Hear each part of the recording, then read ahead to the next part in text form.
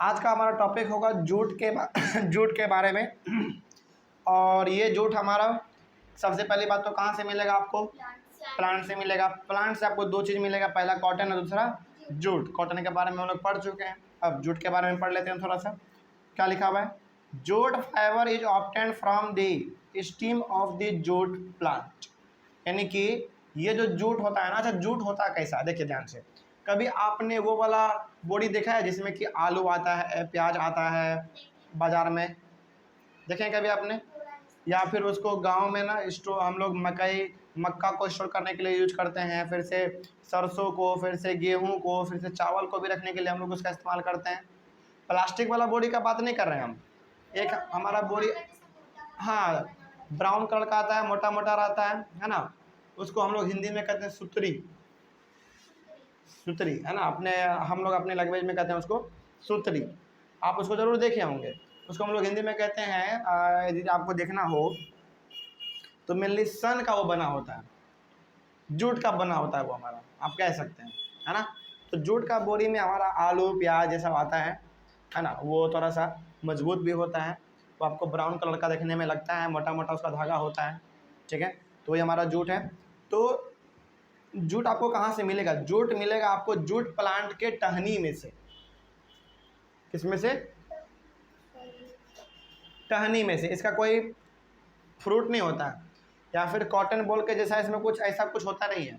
ये आपको टहनी से ही निकालना पड़ता है, जूट प्लांट के टहनी से ही आपको ये निकालना पड़ता है, ठीक है। आगे बढ़ते हैं फिर। It is cultivated during the rainy season. और इसका जो खेती किया जाता है ना, बरसात के समय में किया जाता है। अभी बरसात का समय चल रहा है, इस समय पे हमारा जूट का खेती होता है ना, चालू होगा अभी।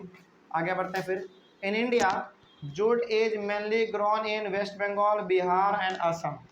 इंडिया में जूट का खेती सबसे ज़्यादा कहीं पे होता है तो सबसे पहले बंगाल में, यानी कि वेस्ट बंगाल में, उसके बाद बिहार यानी कि हमारे ही राज्य में, उसके बाद फिर असम, है ना। ये 3 स्टेट हैं हमारे इंडिया के जहाँ पे कि जूट का खेती बहुत ज़्यादा होता है ना। आगे बढ़ते हैं फिर।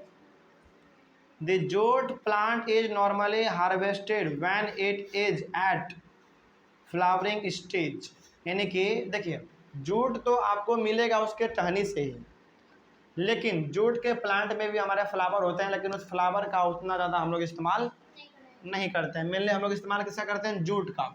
और जूट आपको कहाँ से मिलेगा? उसके टहनी से मिलेगा, है ना। उस जूट प्लांट के टहनी से, यानी कि स्टीम से मिलेगा। तो हम लोग जूट को तब निकालते हैं, तब हम लोग जूट को वहाँ से प्लांट से निकालते हैं तब जब उस जूट प्लांट का फ्लावर पूरी तरीके से पक चुका होता है। क्या हो चुका होता है? पक चुका होता है, यानी कि उसमें फूल आने वाला अब शुरू हो चुका होता है ना। यानी कि उसमें फूल अभी लगा हुआ है ना। उसमें फूल लगा हुआ है, फूल पूरी तरीके से एकदम अपना पूरा लास्ट स्टेज पे है ना। मतलब कि फूल अभी उसमें धीरे धीरे पनप ही रहा है, तो उस समय पे हम लोग उसका जूट निकाल लेते हैं, ठीक ना। टहनी में से खींच के बाहर निकाल लेते हैं। आगे बढ़ते हैं फिर। The stem of the harvested plants are immersed in water for a few days. उसके बाद जो हम लोग उस टहनी में से, कभी कभी तो हम लोग टहनी ही तोड़ लेते हैं, या फिर कभी कभी हम लोग क्या करते हैं, टहनी से उसको खींच के जूट को बाहर निकाल लेते हैं। पेड़ के टहनी में से उसको खींच के बाहर निकाल लेते हैं, या फिर हम लोग कभी कभी ना टहनी को ही तोड़ देते हैं। तोड़ देने के बाद हम लोग उसको पानी में कुछ दिनों के लिए डुबा के रखते हैं। बताते हैं अभी क्यों। पहली बात तो आपको ये समझ में आ गई कि हम लोग जूट को कैसे निकालेंगे। या तो हम लोग खींच के निकाल लेंगे, या तो हम लोग पूरा टहनी उसका काट के तोड़ के पानी में डुबा देते हैं, है ना। कुछ दिनों के लिए पानी में डुबाना जरूरी होता है। क्यों होता है पानी में डुबाना जरूरी? देखिए, the stems rot and fibres are separated by hand. इसलिए हम लोग पानी में डालते हैं, क्योंकि उस समय पे जब हम लोग खींच के बाहर निकालेंगे, या फिर टहनी में ही वो बाहर निकालेंगे, टहनी से हम लोग तोड़ लेंगे, तो जब पानी में डालेंगे ना, तो जब आप उसको उस समय पे निकालेंगे तो बहुत वो टाइट लगता है, बहुत टाइट लगता है, उसको आप निकाल नहीं पाएंगे। लेकिन जब हम लोग पानी में देते हैं तो वो ढीला हो जाता है, यानी कि पूरी तरीके से वो कमज़ोर हो जाता है पानी में। कमज़ोर होने के बाद हम लोग उसको हाथ से बाहर निकाल सकते हैं, खींच के। समझ के बात को?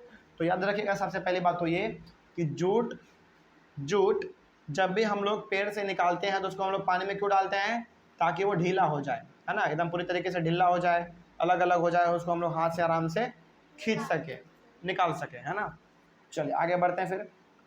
टू मेक, हाँ उसके बाद फिर लिखा हुआ है द स्टीम, हाँ नीचे, to make fabric all these fibres are first converted into yarns.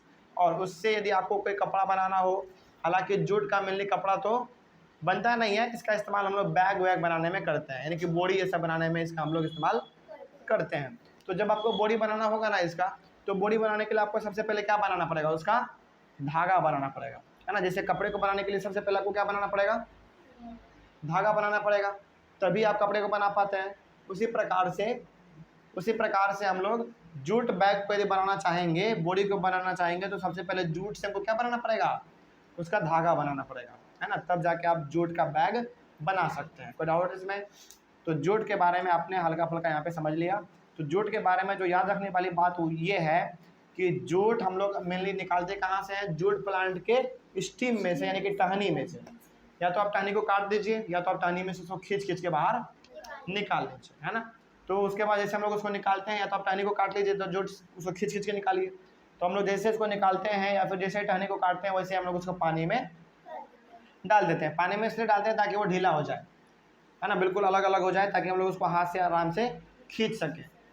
उसके बाद फिर हमारे पास वेस्ट बंगाल, बिहार और असम है जहाँ पे कि जूट का खेती सबसे ज़्यादा होता है। आगे फिर ये लिखा हुआ था कि लेकिन हम लोग जूट तभी निकालते हैं जब उसमें फूल हमारा आ रहा होता है, तब, है ना, उसमें फूल लगा हुआ रहता है, तब हम लोग जाके उसको बाहर निकालते हैं, जूट को बाहर खींचते हैं। उसके बाद फिर हम लोग उसको पानी में कुछ देर तक रहने देते हैं, ताकि वो पूरी तरीके से ढीला हो जाए, है ना, लूज हो जाए, ताकि हम लोग जब उसको हाथ से निकालें तो आराम से निकल जाए। उसके बाद फिर आपने ये पढ़ा कि हम लोग उसको हाथ से फिर अलग अलग करते हैं, पानी से निकालने के बाद, है ना, अलग अलग करते हैं। उसके बाद फिर हम लोग क्या करते हैं, उससे कोई बैग वैग सब बनाते हैं। बैग बनाने के लिए फिर पहले आपको क्या बनाना पड़ेगा, उस जूट का धागा बनाना पड़ेगा, तभी तो आप बुनाई कर पाएंगे, है ना। तो ये हो गया आपका जूट के बारे में। चलिए इस टॉपिक में कोई डाउट नहीं ना। चलिए तो अगले वाले क्लास में हम लोग पढ़ेंगे स्पिनिंग कॉटन यार्न, यानी कि स्पिन करके हम लोग क्या करेंगे, कॉटन का यार्न बनाएंगे, यानी कि धागा बनाएंगे, है ना। इसको हम लोग अपने अगले वाले क्लास में देख लेंगे। Thank you very much and have a nice day. और ऑनलाइन वाले बच्चे यदि कोई डाउट हो आपको, तो आप एक बार कमेंट कर लीजिएगा, आपके कमेंट का जवाब दिया जाएगा, ठीक है ना। चलिए thank you very much and have a nice day.